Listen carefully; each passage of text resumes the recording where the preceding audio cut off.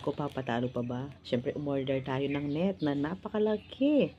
Ang sabi ko, the more na mas malaki, mas maganda. So, super, napakalaki niya. Hindi ko pa siya nalalagay dahil nga busy-busyhan pa si Josawa. So, eto na talaga, last na talaga to. So, tara na guys. Let's open.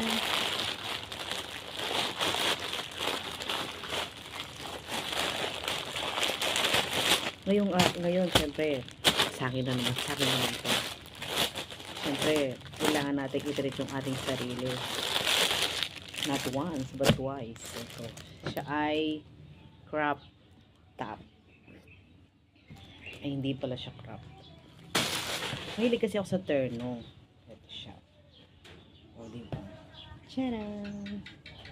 Maliit lang yung kanyang short, pero yung kanyang damit, okay naman siya.